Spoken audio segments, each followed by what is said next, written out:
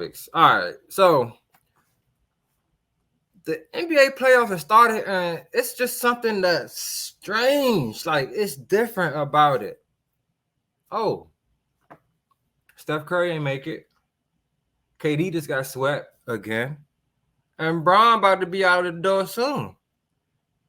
It looks like the time of KD, Bron, Steph, at least one of those guys being in the mix, it's over. It looks like there are new thoroughbreds in this league that are stepping up, making their name in the playoffs. That's where you make your name. A lot of guys can dominate in the regular season, but playoff basketball is definitely where you make your name. Playoff basketball is what everybody is tuned into. Playoff basketball, they hold that to a higher standard than regular season. For example, Jimmy Butler. People know that he's not the greatest regular season player, but they know once the playoffs start, he gonna turn up, and that there puts him on another level than a guy that plays well during the season but doesn't perform in the playoffs.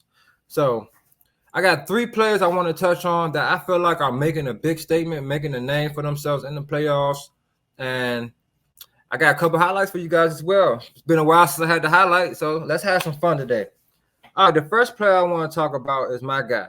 Now I had a whole debate on the show with my bro Joe about this guy. It was De'Aaron Fox versus Jalen Brunson. Jalen Brunson, what did he do? He ain't do nothing but drop 47, a new Knicks record. You know what I'm saying? Putting his team up 3-1 in Philly. You know, Jalen Brunson, his game. I tell you, I told y'all. I said this guy's game is built to last forever.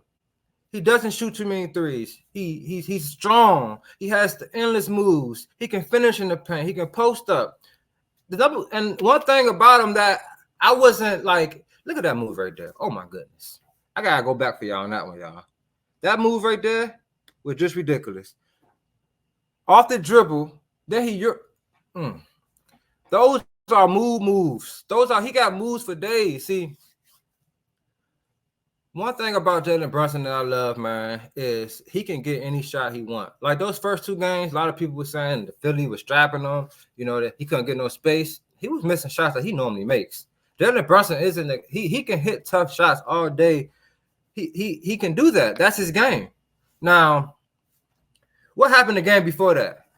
Embiid dropped 50 and tied the series up in Philly, and what do Brunson do? Because the first two games, like I said, everybody said he was getting strapped.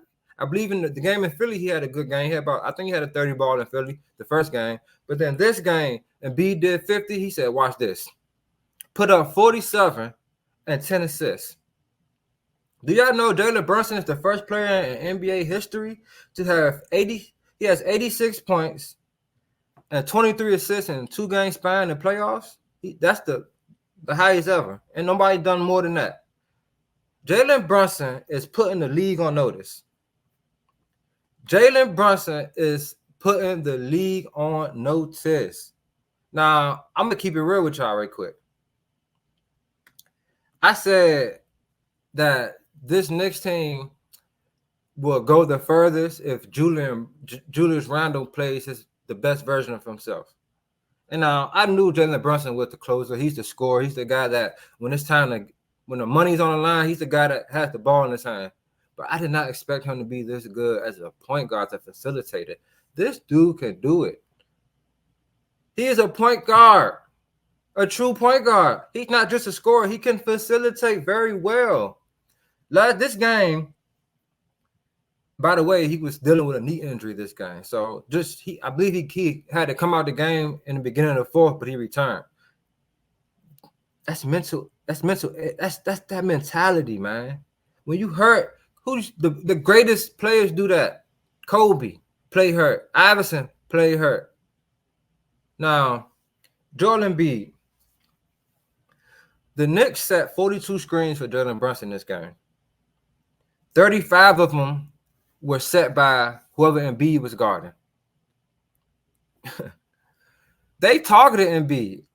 They literally targeted Embiid early in this game. Now, if you watch this game, early on in the game when they were setting the picks and B was playing back a bit. As you saw, Jalen Brunson's first shot was a pull-up midi.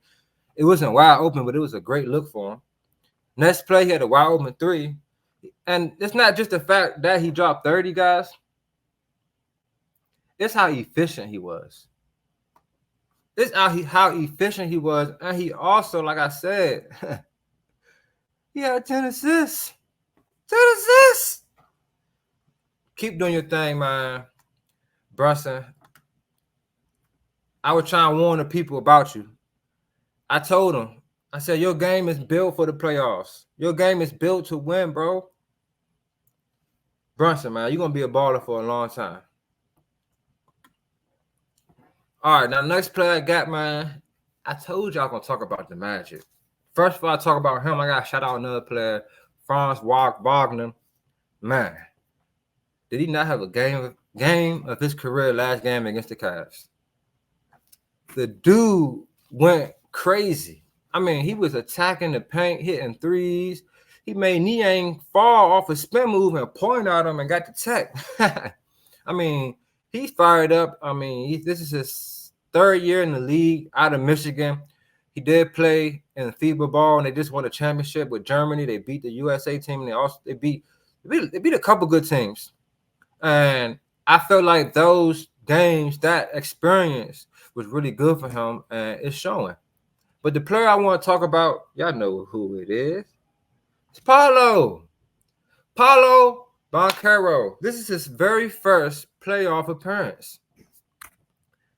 And his first two games, he's the second youngest player in NBA history to average 20 or more points his first three playoff games.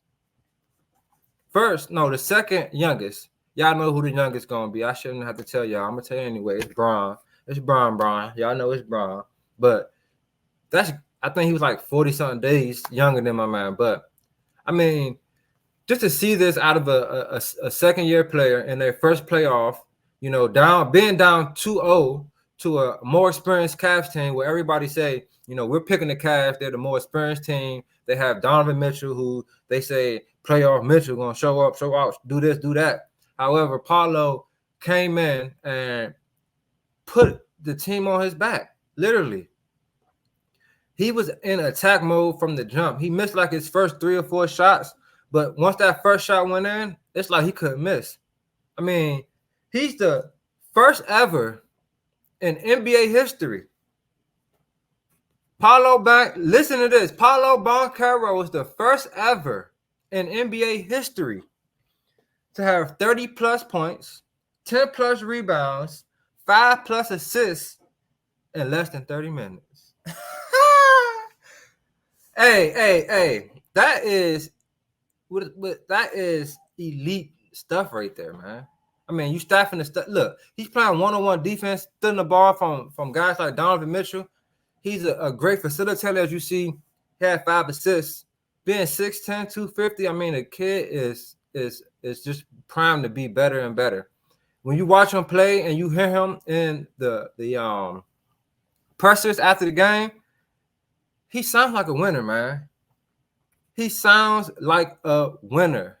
All he do is talk about getting better. All he do is talk about being a better leader, being a better player, being a better version of him. And I want to thank the Coach K. You know, I'm not a huge Duke fan. I hate Duke, actually. But Coach K is a great coach.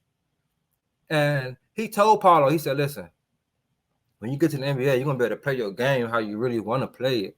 But here in Duke, I'm going to teach you how to do the little things.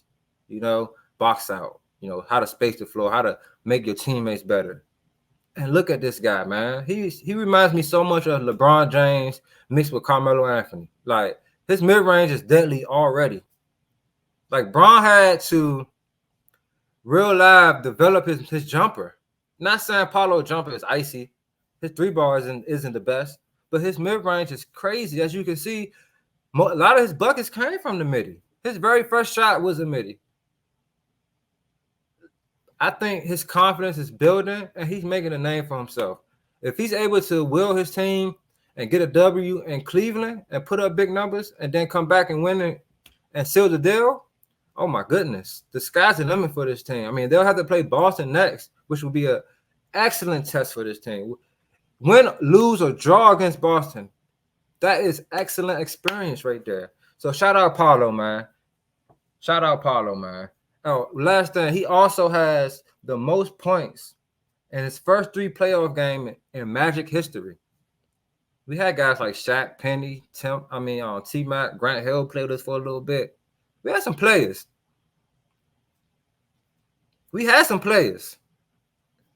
Paulo leads the way with, I gotta get this off the screen, y'all. With 76 points in his first 3 playoff games. So shout out Paulo. His 4th game didn't go that well. However, I shouted out France for a reason. He balled out of control. All right, I got one more player to talk about. Make sure you guys are lighting up the comment section. You know, no Duke stuff. I gave a praise to Coach K and all that, but I'm like, we ain't gotta put that in the comments. I ain't even gonna read it. All right. Last player, man. Mr. Face of the NBA. Y'all know who I'm talking about. Y'all know who I'm talking about. I ain't gotta say no names. It's the man Ant. Ant Tackler. It's like, nah. He's spectacular though, man. This dude, I mean, I remember when he first got drafted, it was questions about if he took basketball serious. They questioned that about the guy. They really questioned if he took basketball serious, if he was going to take just being in the league serious. Like, look at him now. I think he take it serious. I mean, when you see him on both ends of the floor, he's not afraid of nobody out there, man. Ant-Man currently Timberwolves leading point scorer as far as 30-point games in the playoffs, passing KG. He now has 8. KG has 7. He just tied Sam Cassell with 2 40-point games for the most 40-point games in playoff history for the Wolves. I'm pretty sure he'll drop another 40 ball this playoffs. I mean, what's not to love about this guy? I mean, you hear him talking his press conferences. He's telling guys, you know, I want to play because for the fans. I want the fans. Shout out Dave. That's my dog, Ant. Yes, sir. Everybody's falling in love with this guy because of his attitude, man. You can't help but love him. All he want to do is win. All he want to do is compete against the best. All he want to do is kill the best on the court, of course. He want to dominate them. That's what he said. He wants to dominate these guys. And I think Ant-Man has the skill set to do so. I mean, when they had the Suns first round, come on now. There ain't one player on the Suns team that can guard this man. They have not one perimeter defender. They got Josh Okogie, but I don't think he played a minute this series. I don't know if I even seen him out there on the court, to be honest. Like, there's nobody out there that can guard this man. Now, earlier in the game, you saw that they were sending a lot of doubles to him, but he was diming them. You see, you saw the very first play. He hit Karl Anthony Towns because the defender was trying to hedge over and double and for a 3. Then, you know, I read up on this. He said, you know, later in the game, it seemed like they changed their coverage to start playing me one-on-one. I took it as, you know, them daring me saying, you beat us. I said, all right, I'm about to. And that's what he did. And you got to love guys like that. Guys that don't, like, I'm a Steelers fan. And one of Mike Tomlin's number one things he said, look at that block. Number one things he say, we don't run from it, we run to it. And that's Ant-Man. And Ant-Man is making a name for himself, man. Everybody thought that he would have a huge leap this year. His regular season was good. It wasn't spectacular number-wise. But like I said, people, you really make your name in the playoffs. The playoffs is where people really know who you are. Oh, my goodness. That dunk sums up the whole series right there. That play right there. Getting blown by Bill and dunking on KD. Nobody can do nothing with this guy. Shout out Ant-Man.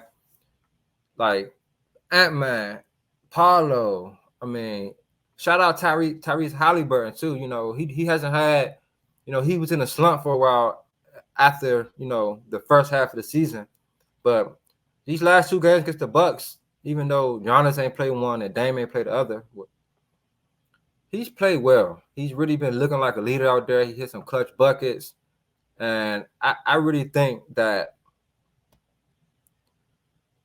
this league is in a good spot, man. It's the passing of the torch. These young guys are coming up, and guys like Steph, KD, Braun, you know, it's time for the new people to come through, man. But shout out Ant-Man, yo. Shout out my boy Ant. I'm a huge fan of his game. I'm a huge fan of his mentality, his attitude. I just love a player that it just grinds it out, you know. This is what real ballers only is for. It's for guys that really hoop. I don't want to talk about nobody that just like James Harden when he was with the Rockets and went on that tear. I wasn't a fan of that type of basketball. I'm gonna keep it 100 with y'all. He was putting up numbers, yeah, but there's a lot of manipulation going on. You know, hitting step back threes. You know, it was hard to watch. I'm not gonna lie, it was very hard to watch. I love real basketball, and that's what I'm saying from these young guys, Paulos, the Brunsons, the Ant-Mans. As you notice, all three of those guys are mid-range specialists. They all got the midi, and that reminds me so much of the old days.